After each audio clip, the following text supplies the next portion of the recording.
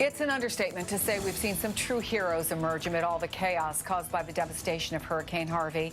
Neighbors helping neighbors, strangers jumping in to rescue people, taking personal risks because it was the right thing to do. And law enforcement officials like Deputy Rick Johnson of the Harris County Sheriff's Office carried two small children in each arm through the water to safety. This photo of him has gone viral, a symbol of the best of humanity. Deputy Rick Johnson joins me now from Houston, or as I'm told, you're called Deputy J. First of all, you have inspired so many people. Take us through what was happening Sunday when that photo was taken. Well, when that photo was taken, I was going through a neighborhood called the Black Horse subdivision. We was going home to home, checking to make sure everybody was out. If they wanted to leave the homes, we was assisting with that. And I approached the neighbor's house to the right of that house. At first, we got that family out.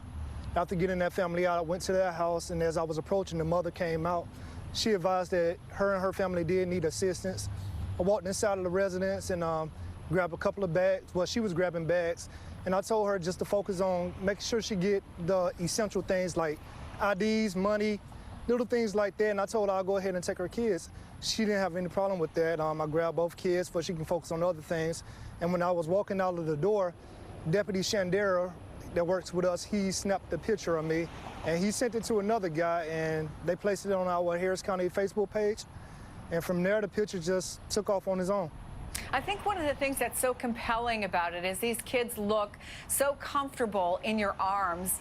I wonder what it was you said to them or how you made them feel so good. Did you have a conversation with them while you were carrying them out? Yes, ma'am. The area around us was underwater, as you can see in the pictures. So I tried to make light of the situation by telling jokes to help them focus on the other things, keep them happy and not looking around or whatnot. So I started joking with them about going swimming, using inner tubes to play in the water. And the young man in the photo, he started laughing because he was saying that his feet was cold from the water.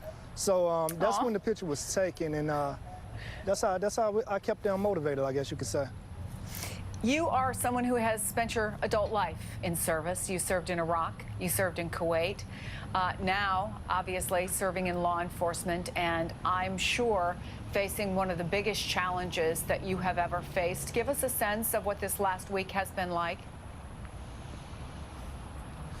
Wow, this last week alone has it's been a really rough week for me. Out here, you know, I had a tornado that came through. The tornado passed right in front of my house. The hurricane tore through the community, made it pretty bad for everybody out here. It's really horrible, but as of right now, you know, we made it through, and everything is changing. It's getting better out here. It's the best I can describe it out here. Just very, very, very rough. And I also understand that your grandmother died this week, and we're so sorry for your loss. And I'm told that you're not going to go to her funeral. You're not able to go to her funeral. You're going to continue to serve your community. So I wanted to, if you don't mind, give you an opportunity to tell us a little bit about her. Well, my grandmother, she lived the majority of her life in a place called Tuskegee, Alabama, Shorter, Alabama. She's a God-fearing woman, spent the early part of her life helping others as well. She was a teacher. When she retired, she stayed in the area and helped out in the church. She worked in the church for the later half of her life. She had 13 kids, ton of grandkids, and was just a nice lady altogether. God-fearing woman to be respected. Well, I just want to say that all of us understand completely that she must have been so proud of you and all of your service throughout your time overseas, now the time that you are serving closer to home. What do you think that the next days and weeks hold for you and for the others who are caught up in this and understand that there is still so much ahead, so much that has to be done in the wake of Harvey? Well, from here, I just plan to strive to keep serving my community, helping out others. Everybody else around me is doing the same thing I'm doing. They just so happened to catch a picture of me that went viral.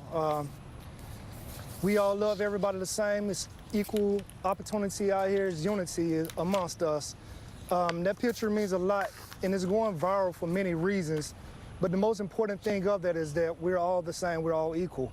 We're just here to help out. There's no ulterior motives of anything. Have you had a chance to be in touch with the family at all? Have you heard from them since that photo was taken, Deputy? The family in the photo, no.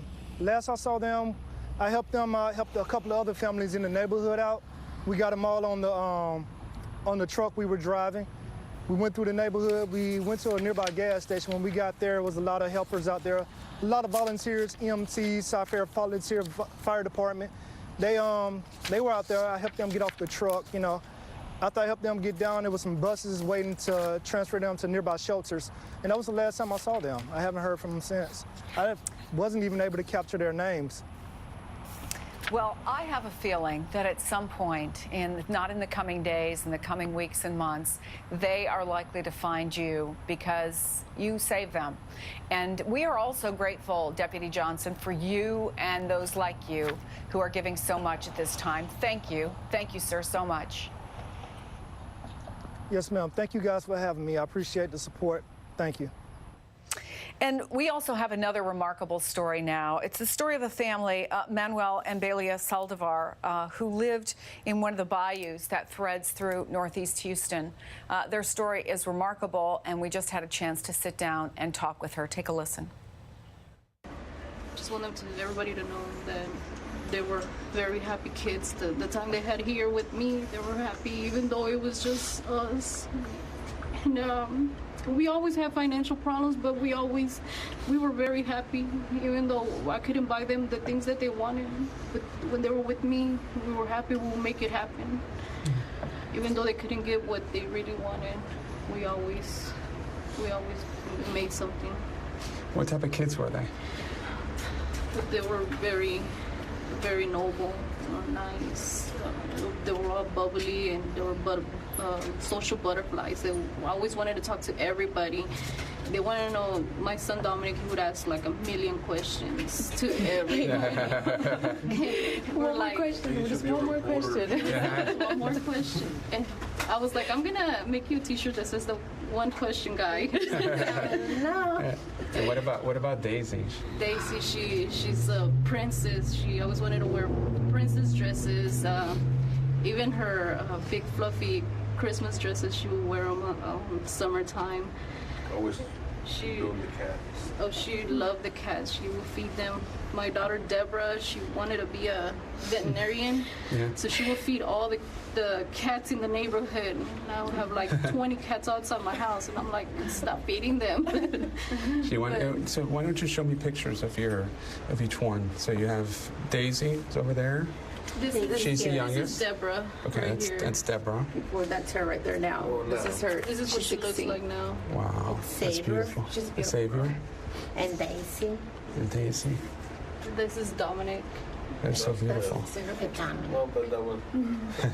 This is And the so, million and question he was the guy. musician of the family. Yeah. He was in the band. Football player. And this was the football. And this was the football player. Everything. Yeah. He was in the ROTC. He was very excited because he wanted to be a soldier. So as Xavier, he would always, for Halloween, that was his custom, soldier custom. So Dominic and This is Debbie. and when was that? When was that taken? We were actually at Walmart. Janie and Erica. We were at Walmart, and they just put on the mask. Oh, here's a picture of my son with his ROTC custom. turn on the lights. You can't see Oh, I see it here. Yeah. Oh, I see it. So he liked the military. Very Yeah, he wanted to go excited. to the Army. He wanted to go to the Army? Yes, he told me. He goes, I'm going to go to the Army. I said, baby, you do whatever you want. You know, Mona, I think a lot of people around the country are looking at the pain that you've had to endure by losing these 4 beautiful children. And a lot of people are asking, how are you getting through this? It's hard. It's hard. I have to keep all my family with me all the time to make the day go by. It's hard to wake up in the morning and not see them, because they will come every morning. We wake up early in the morning, make breakfast, and we'll always eat breakfast together before we have to leave wherever we have to go. And it's just very, very hard, very hard. It's hard to see his grandparents. Well, my dad and Virginia and Daniel, they're very devastated. I know their grandparents, Daniel, he hasn't been able to even come out of the house. So it's really hard. And that was NBC's Gabe Gutierrez, who just sat down exclusively with Mona Saldivar. That mother lost 4 children, 6 family members in total, when their van was swept into floodwaters during the worst of this storm. What a beautiful tribute to that family. We'll be right back.